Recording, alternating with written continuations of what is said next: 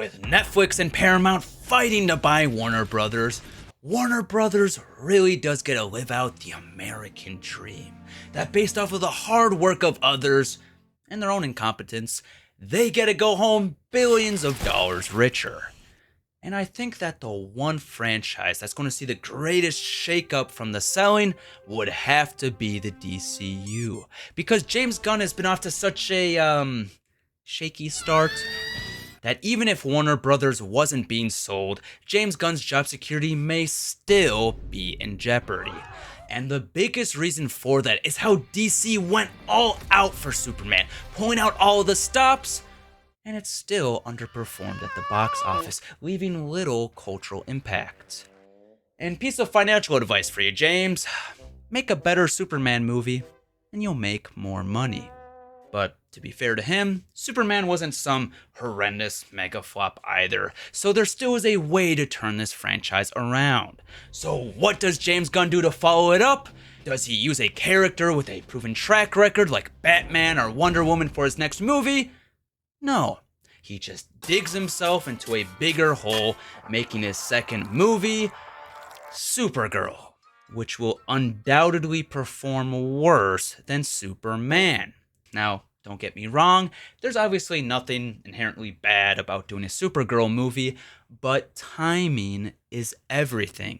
As there's a reason why Marvel did not start off their franchise doing Ant-Man or Guardians of the Galaxy movies, because they first had to build the trust of fans and then wait for the right opportunity to release something that's more niche and out of the box, which James Gunn just blatantly doesn't want to do. And I think it's safe to say he isn't the best at planning either, as he also decided to start off the DCU with Creature Commandos and Peacemaker, which, because you probably don't know, are TV shows that James Gunn wrote and released this year that nobody watched. And he definitely did not build fan trust with Superman, as the thing that all DCU projects have in common is that they aren't that well written. So across the board, things are looking pretty rocky for Mr. Gunn, as it feels like he just can't recapture that same magic he had with Marvel doing Guardians of the Galaxy. But don't expect him to get canned tomorrow either. He should be safe for the short term, as his contract is supposedly extended until the end of 2027, so he can work on Superman 2: Man of Tomorrow. But once that movie is out, I think there's a decent enough chance that he could be pushed to the side, especially if Netflix or Paramount's in charge by then, as there's just way too much money to be left on the table to make movies that are just gonna break even. But on the flip side of that, I want to expect yet another reboot of DC. Maybe a soft reboot, seeing as the DCU would still be in its infancy with only 2 or 3 movies out at that point. But what they could do is sideline James Gunn, keep what they like, change what they don't, and reshape the DCU into whatever direction they want to go.